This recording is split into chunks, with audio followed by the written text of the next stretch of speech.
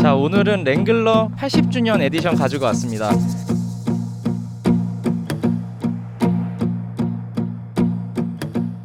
사실 어제 지프캠프 2021에서 이 차를 가지고 오프로드 주행을 해봤습니다. 그 얘기는 이따가 주행하면서 말씀드리도록 하고요. 80주년 에디션 파워탑 모델입니다. 이 모델의 특징만 간단하게 말씀드리겠습니다. 전체적인 외관은 똑같아요. 기존 랭글러랑 똑같습니다. 이제 디테일적인 부분의 차이인데, 헤드램프는 똑같은데 헤드램프 옆에 있는 이 하우징, 루비콘이 아닌 트림에서는 여기가 은색으로 변했었죠. 오버랜드 트림에서는. 근데 이게 지금 무광 컬러로 변경이 됐습니다. 그 다음 옆쪽으로 오시면 일단 휠이 바뀌었습니다. 휠이 이 디자인도 멋지고 저는 개인적으로는 진한 디자인도 멋진 것 같은데, 더블 스포크 형상의 18인치 휠로 변경이 됐습니다. 사이즈는 똑같아요. 사이즈는 2570R18 똑같은데 휠도 사이즈는 같지만 모양이 바뀌었다. 그리고 마찬가지로 오버랜드 모델처럼 오프로드 전용 타이어가 아니라 일반형 타이어가 적용이 됐습니다. 그리고 옆에 배지 붙어 있습니다. 여기 요 조그맣게 랭글러 옆에 80주년 해가지고 랭글러의 심볼이죠. 군용 지프를 또 같이 포함을 시켜놨네요. 배지 위쪽에 사이드미러 보시면은 요것도 이제 색깔이 루비콘처럼 이렇게 까맣게 칠해져 있습니다. 요런 부분들이 앞과 옆에서는 차이가 있다는 점. 뒤쪽에서도 사실 차이를 찾기가 어려워요. 배지 같은 게 붙어 있는 것도 아니기 때문에 찾기는 어렵습니다만, 요 커버, 오버랜드에서는 하드탑으로 이게 씌워졌었어요. 하드 커버로. 근데 지금은 요 소프트 커버로 바뀌었습니다. 실내도 거의 에디션 전용 배지 요런 거가 붙여진 거 외에는 차이가 거의 없습니다. 여기 발판 매트 보시면은 80주년 에디션 아까 그 엠블럼이랑 똑같은 게 여기에 상표처럼 붙어 있고요.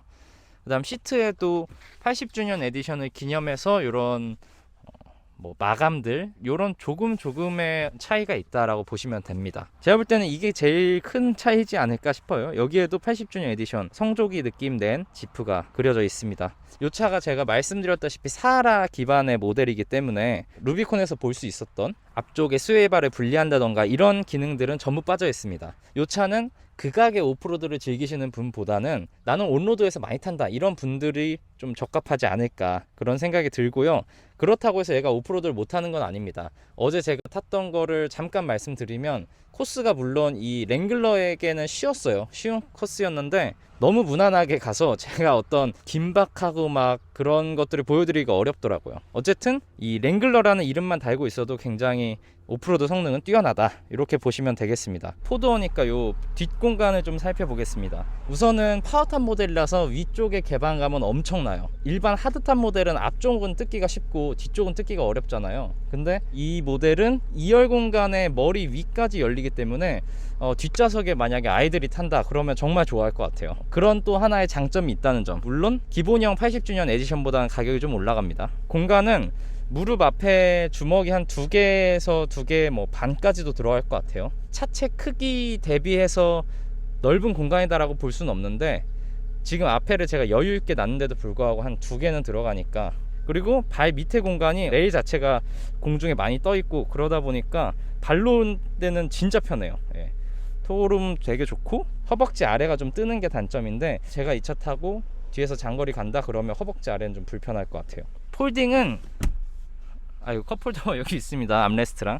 폴딩은 이런 식으로 이 시트가 내려가면서 이렇게 닫히게 됩니다. 그래서 여기 보시면 옆에 시트랑은 높이 차이가 있어요. 이거는 이제 트렁크 공간이랑 이렇게 완만하게 일자로 만들기 위해서 그런 건데, 사실 일자는 아닙니다. 이게 좀 올라가고, 만약에 이 차로 차박을 하고 싶다 하시는 분들은 여기에 좀 두꺼운 거를 무언가 깔아야 될 것 같아요. 여기 이제 이음새 부분을 평평하게 하기 위해서 이런 장치들도 마련했는데, 어찌됐건 이렇게 보시는 것처럼 많이 걸림돌이 됩니다. 턱이 생기기 때문에 두꺼운 매트 이런 거 깔고 차박을 즐기셔야 될 것 같고, 저 트렁크 끝에부터 여기까지 길이는 제가 키가 173인데요 여기에 머리가 닿고 이제 넘습니다. 길이가 한 4.89m 대 되는 꽤 큰 차인데도 불구하고 앞뒤 범퍼가 워낙 이렇게 길고, 사실 바퀴 같은 게 튀어나와서 그렇지 안쪽 공간은 그렇게 넓진 않아요. 그 부분은 좀 참고를 하실 필요가 있고, 실내는 이 정도로 살펴보고 주행하는 거 잠깐 좀 보여드리겠습니다.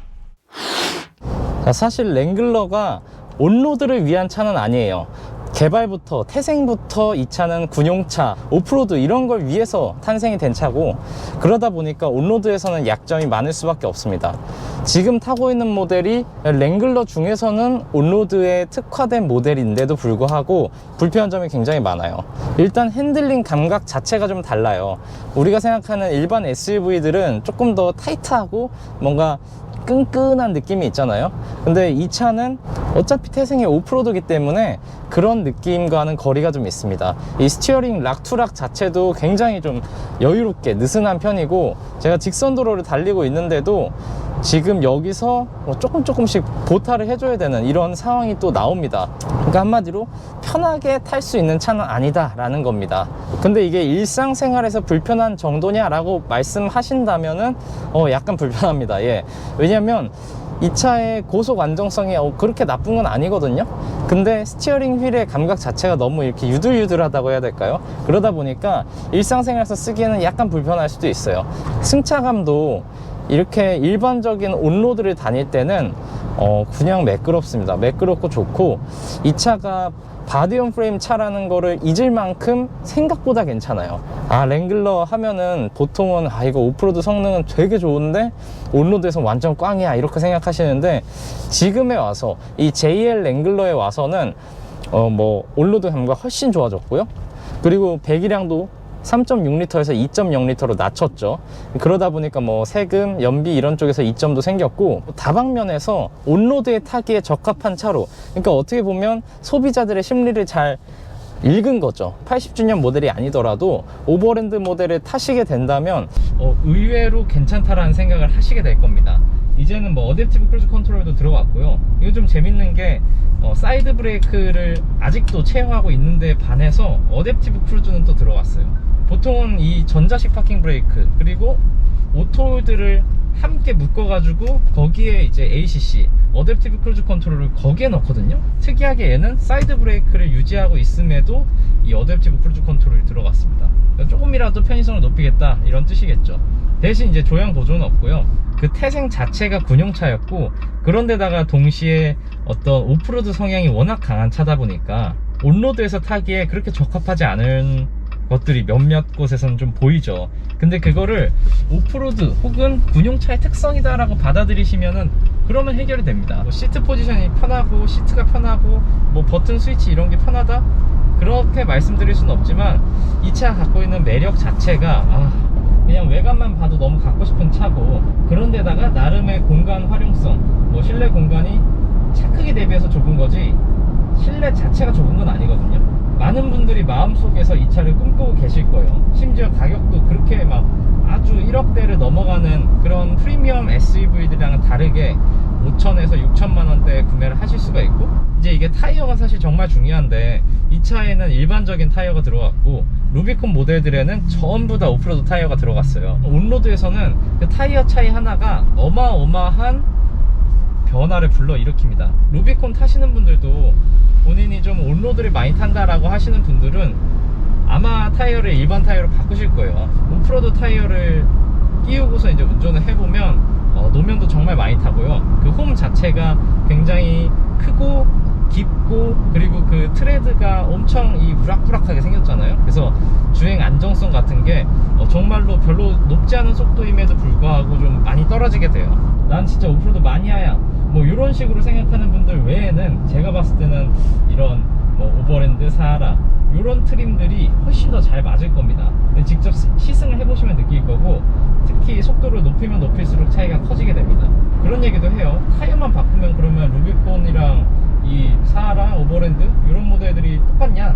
아닙니다. 그 루비콘 자체가 애초에 서스펜션이나 이런 부분들에서 부품 자체가 달라요. 그래서 훨씬 더 튼튼하고 견고한 소재, 그리고 좀 더 강력한 성능을 낼 수 있는 부품들로 채워지기 때문에 루비콘과 나머지 차들을 비교하기는 좀 어렵습니다. 애초에 다르다라고 보시면 돼요. 겉보기에는 비슷해 보일지라도. 이 차의 최저지상고 자체가 높다 보니까 방지턱을 넘을 때, 아니면 주차할 때 사실 주차 스토퍼라고 하죠. 아니면 아파트 같은데 지상주차장에는 연석이 있잖아요.